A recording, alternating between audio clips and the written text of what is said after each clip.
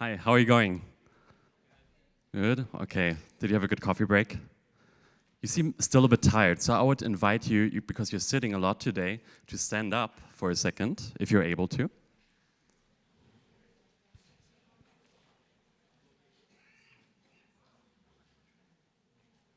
And if you were ever frustrated filing your tax report, please sit down. Some people have really good tax consultants. Have you ever been frustrated applying for a visa? Then please sit down. Oh, yeah, no. Wow. Have you ever been frustrated maybe getting some other document like a government ID or a passport? Then please sit down. You must live in an amazing place, like really good governments. You can also sit down. Thank you so much. So I guess that's pretty much the status quo when we talk about government-citizen interaction, about public services. A lot of us are very frustrated. So the question arises, can government-citizen interaction be as seamless as checking friends on Facebook, interacting with friends on Facebook? Is that possible? So that whole discourse is what we call GovTech, government technology. Not only how do we use new technology within governments to make it more efficient, it's also about digitalizing public services. And there is a big difference between digitizing, so just using tech to make a service suddenly digital, but about digitalization, so also changing the interaction between governments and the public. It's about agile and responsive ways of working, new ways of working within the government, and it's also about using data and working with data in governments to make public policy making more efficient. Now that's the topic of today's panel. I can't talk on this alone. I have a very esteemed panel of people that I would like to invite on stage. First up is Heloise LeMasne. She is the former advisor at Civocracy, a citizen-to-government participation platform, and now an innovation manager at the Impact Hub in Berlin. Give it up to Heloise.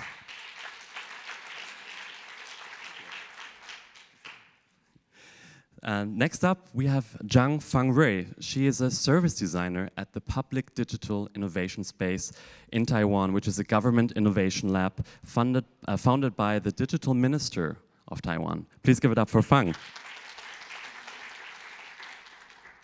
Last but not least, we have Wang Yuxin, the country coordinator at Data for Health, which is an initiative for better data to inform public policy making by Bloomberg Philanthropies and the Australian government. Thank you so much, Yuxin, for being here. So how are we going to go about this? We would start chatting a bit so you would get a better understanding of what our panelists are doing. And then we would also be interested to see who of you are working in the public sector or have experience with the public sector. So we're going to make this more interactive than just being a panel.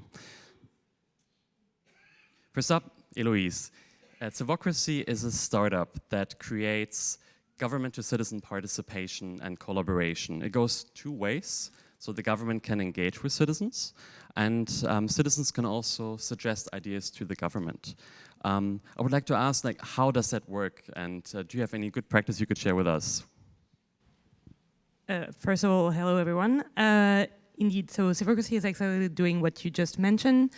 The idea at first was to have a platform online for every city to openly discuss about challenges that they faced with what we call the wisdom of the crowd. So literally asking the people that were targeted by the public policies what they thought about those policies and how the citizens could help make those policies running better.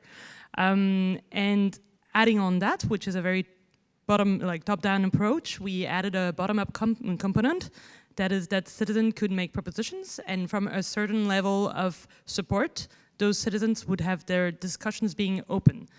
So they could discuss from citizen to citizens, with the cities looking at the discussions or not, to also self-organize in the cities, So we are working with city governments, local governments in the Netherlands, France, and Germany, with several cities engaging on the platform on very various topics. It can be environmental issues, education, support, so very various topics.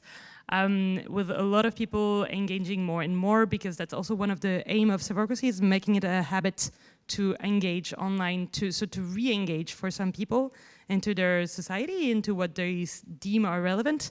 Because a lot of us, me including, are sometimes complaining about what the cities are doing or complaining about the way things work, but find it difficult to either express that in a constructive manner or even like exchange thoughts with other people. It's something that we mostly keep to ourselves, or keep it to the level of complaints. And with Civocracy, the aim is to have data collected from the citizens also on a positive or negative outlook on the policy making. So I have a really great idea, because I think there should be more infinity pools in the city. I really would like to have in our part of the city where I live an infinity pool. So like some ideas, I guess, are better, some ideas are not as good. Can you give us an example of where how ideas are selected, and then what was a good idea that was a bottom-up idea that was actually implemented? Yeah. Sure. So you would actually be surprised by the discussions that the people find the most relevant. So the infinity pool might have a lot of relevance to you, maybe not for the rest of the world. We had, for example, in a city in Germany, a proposition made by a citizen about reforming old rail tracks to make it a bike lane. So something that seems very bottom, like very up to the grass kind of approach, but actually got a lot of support, and the city actually took upon the idea and transformed it into reality. On a very other perspective, one of the discussions that happened in a tiny city in the Netherlands that got the most resonance was about dog poo policy. So not something you would think is major, not something that touched to education or health, but really something that actually triggered a lot of passion. I think everybody who lives in Berlin agrees that dog poop is really big and a serious issue. So that was a more seamless experience that worked out really well. What kind of bottlenecks or challenges did you have when you introduced, it's just not about the platform, it's also about the interaction, right? And what challenges were those, and how did you deal? Yeah, so there is one major issue, which is that so far the way we work in democracies is that we have fixed terms of elections, which is a time frame that is pretty linear, and in which there is few interactions. And what happens with design of online platforms is that you create an iteration that is happening every day of interactions between citizens and their local governments, which is something that a lot of civil servants are unused to and don't really have the skills to manage at first. So we learned it really the hard way for a startup. So we had some clients that we thought were running smooth because they had bought the platform, they knew how to use technically the platform, but literally the platform was not used, and we were confused if it was because the topics were not relevant to the people, or if it was some other issues with the platform itself, like bugs, whatever. And actually we understood, and it was very much a key finding, that we needed to train the civil servants to actually not only use the platform, but integrate it into their daily life, to not see the platform as a burden, as an add-on to their work, but actually something that they have to integrate, that they can see as like a replacement for some of the work that they were doing. So that was a big finding, and there's also, of course, this question of reappropriating trust, because there's a lot of distrust between citizens and governments, and the question was, how can we recreate this by not, if you fail once as a government, it's pretty difficult to come back and say, okay, we failed, but it was a mistake and we're doing it different now. So you kind of have to have it good the right time, the first time. So that would be the challenges, I would say. The time discrepancy, so how the time of a government is very different from the time of a platform to the time of a citizen. And the second part is much more of the understanding of how your work can relate to the online platform and how you can use it on your daily basis. Thank you so much, Heloise. You touched on two points. One is redesigning trust, and the other one also retraining what kind of skills and competences are needed for public servants today. And I know that Fang, the public digital innovation space in Taiwan, you also work on this. The Public Digital Innovation Space, or short PDIS, is redesigning public services. You are training public servants to have new skills, to use tools of human-centered design, we all know as design thinking. And before this talk, we talked about the biggest challenges that the governments are facing, and you spoke on the silo mentality, and that was a big trigger. Could you maybe talk us through why is silo mentality such a big issue, and how did you solve that? Yeah, because some government has very specific areas and mandates they are focusing on. So, for example, if there is an issue around like drunk driving, then it's very hard for different ministries to work together. If we solve this issue on the e-petition website, the government can always respond to the problem instead of solving the problem together, because they may include like ministries from transport and Ministry of Health and Welfare and Ministry of Justice. So like we really need a new mechanism to allow civil servants to work collaboratively, as well as with private organizations, citizens, and NGOs, and so on. So we decided to actually come up with a new mechanism to allow those civil servants from 22 ministries to work together. So we suggest each ministry, they at least select one or two civil servants who are really passionate about changing the civil service to work together to be a peer-to-peer network. It's called Participation Officers Network, PO Network. Within the network, they meet once every month to discuss what kind of issues that the public is talking about, and also their difficulties within their own civil service. So they have a platform they can share their difficulties and also share about what they know, and then every month they decide what kind of topic are they going to collaborate on for the following months. So I think that is a new mechanism where that allows people to build their capacity among their peers, as well as bridging the channel between themselves and other organizations and the citizens. Thank you so much. Now, that's interesting. You have a new mechanisms and a new format where different departments collaborate. Now, I work with the public sector and also working within bigger organizations. You know the realities. Like, you have your department, you have enough things on your table, so as soon as something new comes up, people are like, no, that's their job, right? I'm not going to take care of that. So what are the incentives for people to go into an issue that kind of concerns them, but also that they are more eager to push away and not have it seem like this is an extra work, another meeting that I have to attend? Why do people come to the participation officers meetings? I think some of them can see failures. So, for example, one of the projects that we worked on was around redesigning the online income tax system. And you may ask, like, what's the incentive for the civil servants to work on this? So in the very beginning, there were citizens complaining about this service online. And government was like, okay, but we don't actually see the problem. We do this every year, and this is really smooth for us. And then so as a team, we kind of film the process of like one civil servant and another person of our friend who is actually going through the difficulties of the whole process of like reporting the tax. And then we show this to the head of the financial data center, and they were like, oh, this is where this is actually a problem for the citizens. And they started to be empathetic and be able to realize there's actually lots of problems within the online income tax system. That's wonderful. I think that goes back also to innovation processes. You start, Nav said this earlier, you start with empathy, you start with humility. IDEO, one of the biggest innovation consultancies, did that with Procter & Gamble. Because we're so far detached when we work in management and we work in bigger organizations to the people we're actually serving.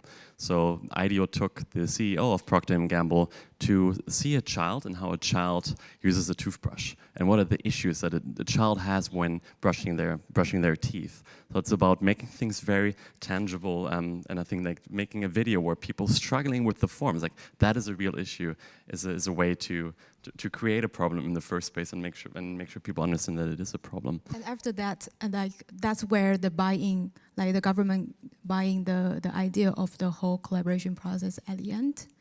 Because like I remember the panelists earlier, they mentioned about like in the beginning, you need to get like mindset shift in the beginning. Otherwise, like all the methodologies or tech that you use will be in vain because there's no like mindset shift in the beginning. So I think that's what happened.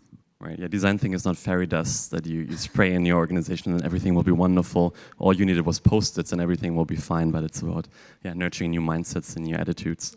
Thank you. Were there also issues where you knew that this kind of approach did not work so well, or what were the bottlenecks that you had when you redesigning public services?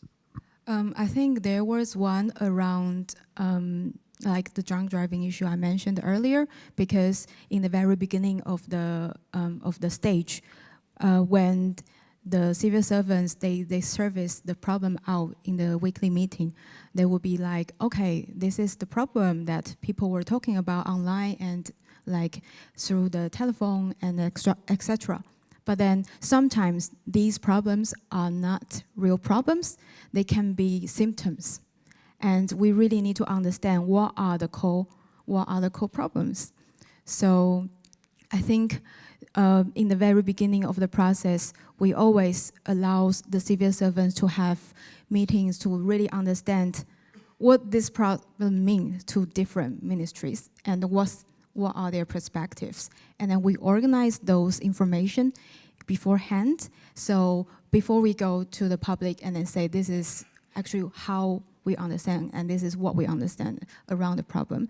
And they will be like, okay, you really know what's going on. And then we invite citizens and companies and NGOs input to the knowledge, the collective knowledge, and then people can actually see the problem in different perspectives.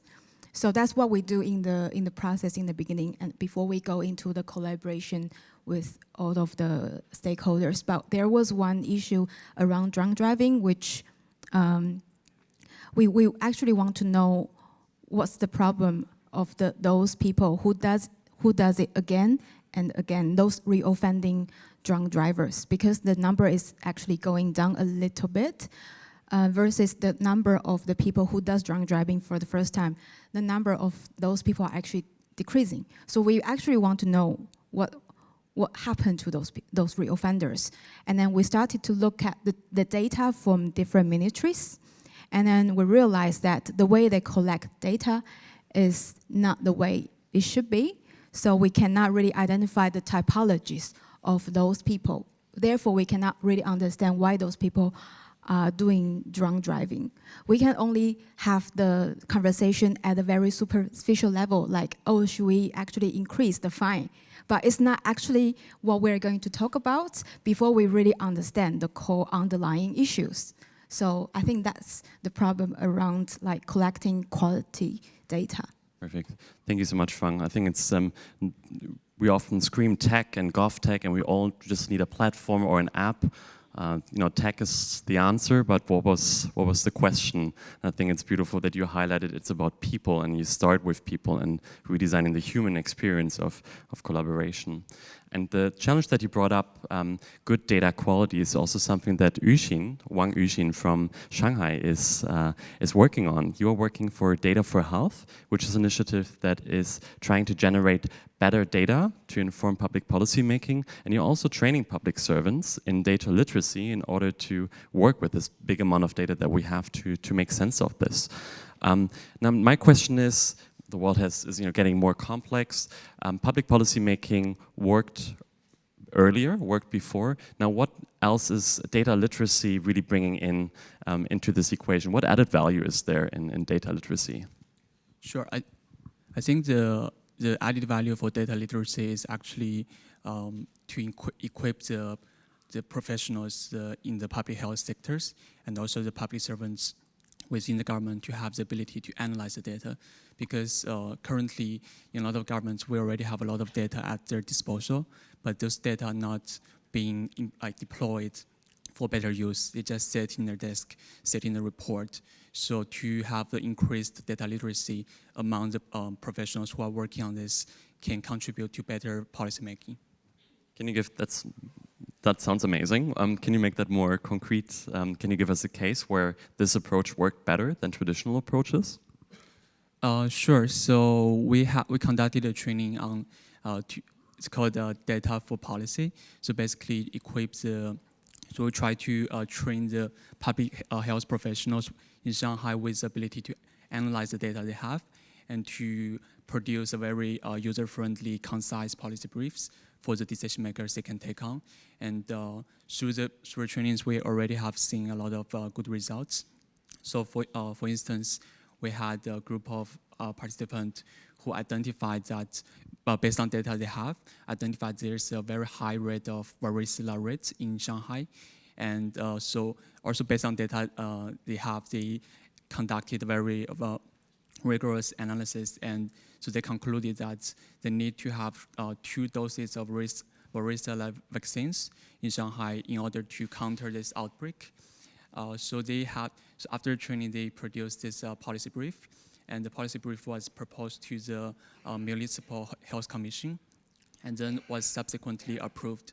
And so now, starting from last year, so all the children residing in Shanghai can have free access to varicella vaccine.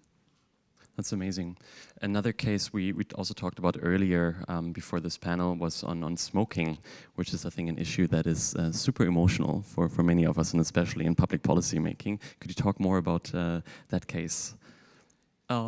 Sure. So so we had started an initiative to kind of support the ban on smoking process in Shanghai. And so the group conducted a study to analyze the cost for the government if they don't take any actions in terms of ban on smoking. And they also presented a report to the relevant government ministries. And the proposal was approved. So in 2017, the Shanghai government extended the ban on smoking to more public spaces. And so that was also a successful case study we have.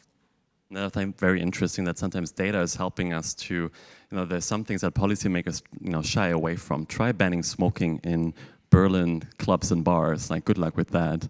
And data can really help us, or can help policymakers, or convince policymakers that there are real issues that they have to take up on. Thank you so much. I think you got a glimpse of what Heloise, what Fang, and what Yuxin are doing in their organizations. We would be really interested to see if anybody else is working in governmental technology, what your experience has been like, or if not, what kind of questions you have or statements. So I would like to look into the audience here and see any statements, any questions.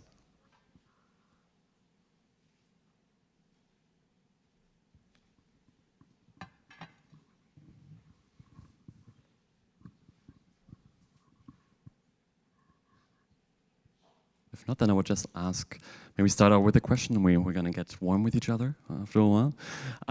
We talk about the Silicon Valley mindset, about being more entrepreneurial, about taking more risks. Now, do we want a government valley? Do we want to have this mindset within the government? And if yes, what do you think are the challenges to achieve this entrepreneurial or intrapreneurial mindset within governments? I can start. I think for government to have this Silicon Valley mindset, it's first we need to have a mindset shift among the general public, because now one of the challenges I'm experiencing working with the government is there's a lot of expectation for the government. On the one side, the general public expects the government to become more interactive, to become more fun on their platforms. But on the other side, the general public also expects the government to become very scientific based on the information they present. So it's a hard balance to, in terms of, let's say, social medias. like you want to present your information in a very interactive, fun way, but you also want to remain authoritative like institution. So it's hard. It's a fine line to balance. I think from my point of view, it's important that we go into a more it's okay to try mentality, in the sense of like it's okay to try to set up processes, for example, but at the same time we collectively are expecting from our government that there's a long-term vision, that something happens over the long term, that is not taken down every 2 years. And so if there's a big failure, it's important to know why it happened, and so on and so forth. Like there are, in Germany, I think it's especially interesting, like there has been major failures that are still in the collective psyche of huge process and it will never be forgiven. It will never be forgiven, despite the explanations that are given, and so on and so forth. So it's a difficult balance to find. But I think from what can we do to promote a little bit more like trying spirit rather than a failing spirit, let's say, it would be also first in the training system of like also.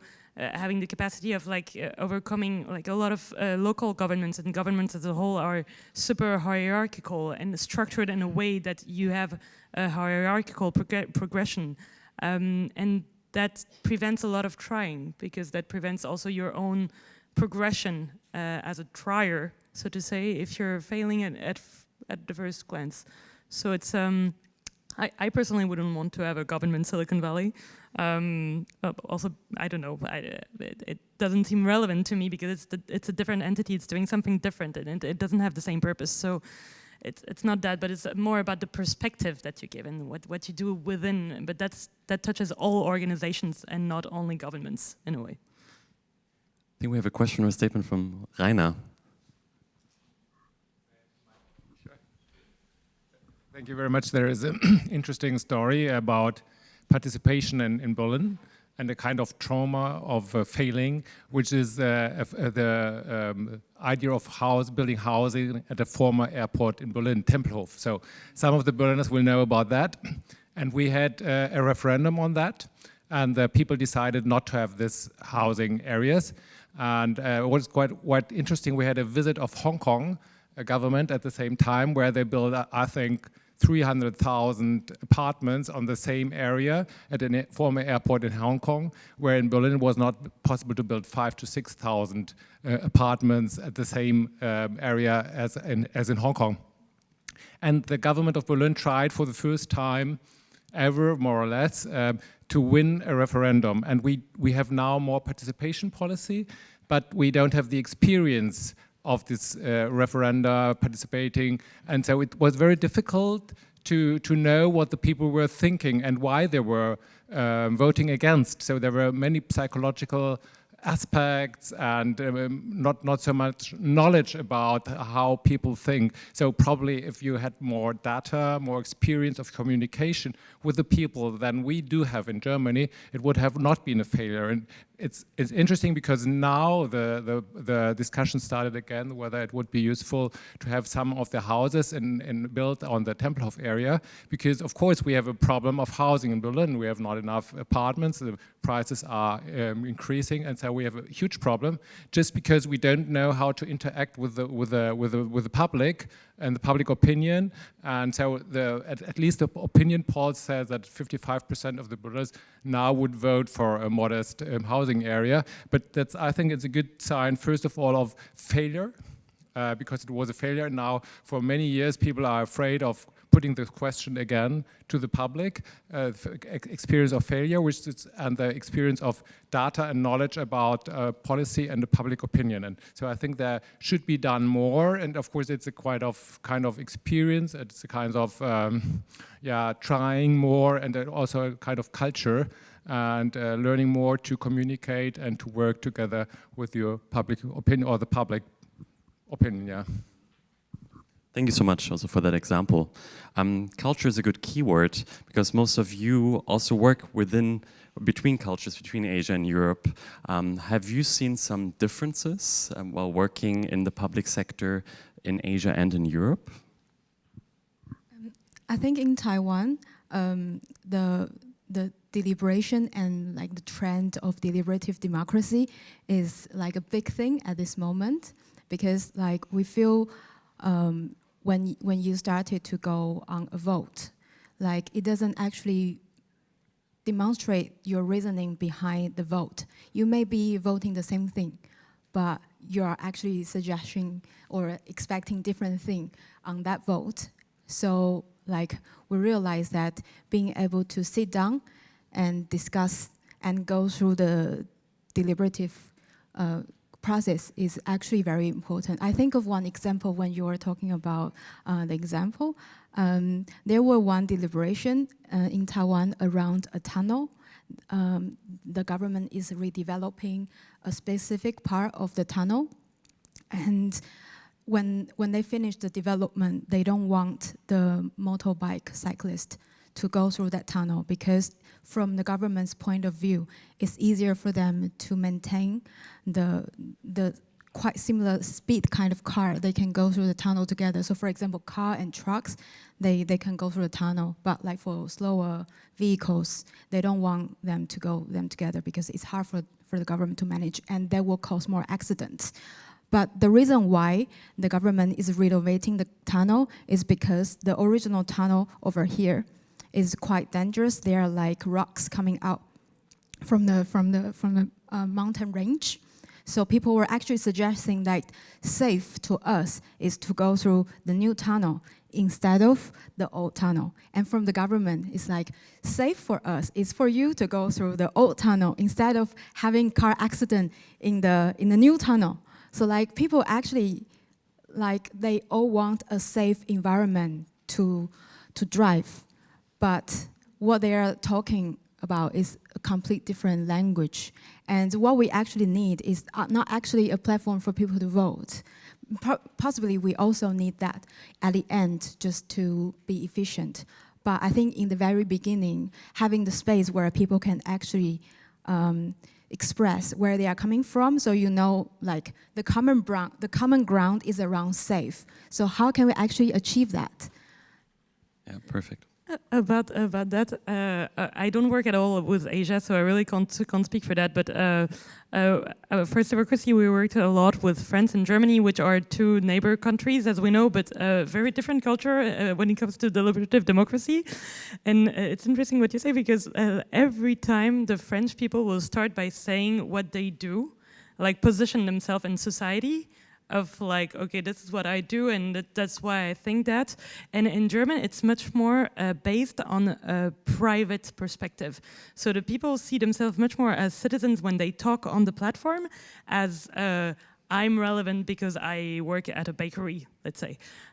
So it's interesting, this divide, and then there's like many other divides when it comes to culture. So with Germany, Netherlands, and France, we could see like the Netherlands were the most fearless when it came to online participation. Like they were willing to try, willing to be the first start, but had more difficulties going on the longer run. The French were super afraid, but still were doing it out of fashion, I would say. Maybe like I refuse to be the last one to do it. And Germany is very overly cautious, almost, about data security. That is sometimes even like that is a very important point that is very well treated most of the time on a very good level, but sometimes really prevents changes that are not that drastic at levels that are unexpected, so to say. And it's interesting to see this dynamic, like for three countries that are neighbors. So I guess deliberative democracy is also a big topic for things that will be applied very different ways. Thank you. Maybe also using of data, I think then maybe going between China and Germany, I think, are the two extremes, right? Like Germans at conferences, we have this point system where when you don't want to have your photograph taken, you can put a point, like a red dot, on you. And then I think like when I lived in China, I felt like, oh, people are more pragmatic about data, and it's more about the services they receive. Maybe you could also talk a bit about the meaning of data between Asia and Europe. You having studied in London and being from Taiwan. So we had a system in Taiwan where if you go onto the highway, usually like the government will hire lots of people collecting like the tickets. But now because we want efficiency, so every car has a tag, and then when you drive through, the camera will capture the car, and then you pay automatically. And then so the government were thinking, okay, this is great. Then maybe we can think about using the data to kind of capture and then give ticket to those people who does overspeed as well.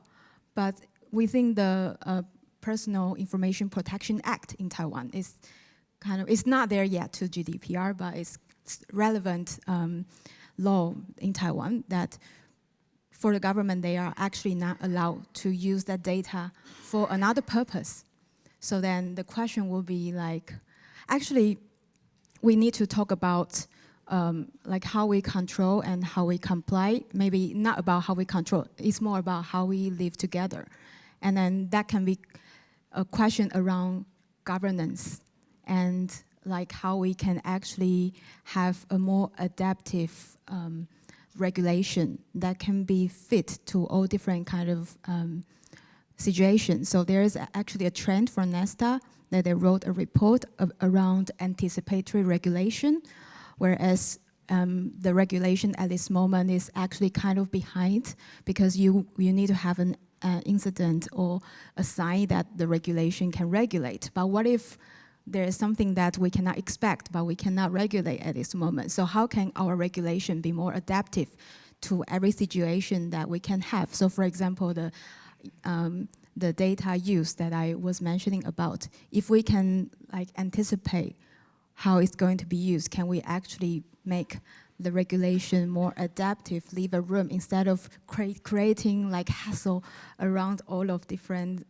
bottlenecks, and then we have to rethink how we regulate different things. And I think this goes back to what we talked about earlier about having an experimental mindset about trying things out in order to be more future-proof. I would like to maybe have a last question or statement from the audience before we wrap up. Yes, please.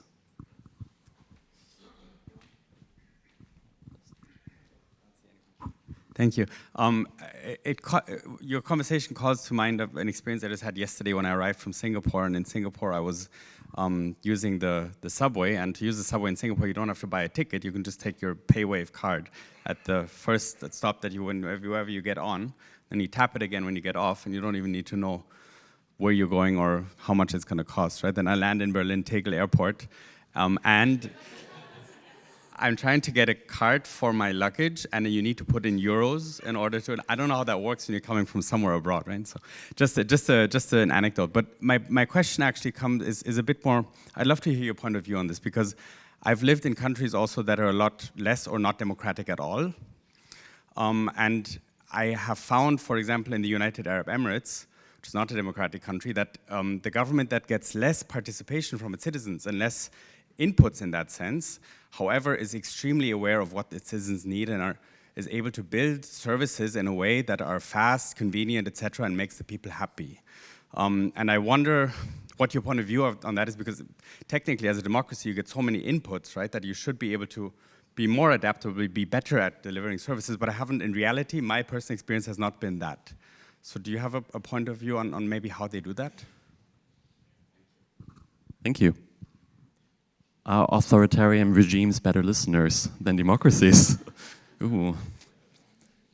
Controversial. Yeah, I'll try to tackle this one. I have lived only in so-called democracies, and honestly, it's a little bit like if we go out of governments. Okay, let's say something less touchy, and let's talk about organizations in general. Where you have some are very like bottom up and like your employees can participate and so on and so forth. Some are very top down. And I don't think it's necessarily a matter of the style of governing, like a dictatorship or a democracy or an in-between or something I don't know about. I think it's much more on what the government is trying to achieve. And I'm not saying that I'm pro-authoritarian regime. I'm not saying that democracy is the best. But what is for sure is that if you go back to, if your aim is to make your country thrive by listening to the citizens, then it's questions in itself what kind of government you are. Like an organization that would mention that it's willing to listen to its employees and actually doesn't. So that would be my answer. And I'm sweating right now. And I also think there's different mentalities among citizens. I think from my personal experience, like citizens in China we have relaxed view regarding data privacy, because like the new apps like WeChat, it's very convenient for the citizens. And of course, a lot of citizens, they are aware of how vast amount of data being collected by these tech giants. But because the services provided to them are so convenient, so they are willing to trade off their data privacy to the convenience. And I think that's also like not speaking from the government side, but more from the like everyday like daily life side. Like the services that the citizens are experiencing are much more, let's say, close to them. So they kind of want to trade off their data privacy to the convenience. Yeah. I think we're running out of time. I would like to first thank you so much for being here and sharing your insights. I think we talked a lot about what technology means, and I think we ended again with it's not about technology. Technology is part of it, but it's about humans and the human experience around that. An app won't be the solution. Just because you have an app, public servants won't collaborate about silos, but it's about redesigning the experience around that interaction. And with that, thank you so much for being here. And yeah, talk to you later in the breaks, maybe if you want to talk to the speakers a bit more. Thank you. Thank you. Thank you.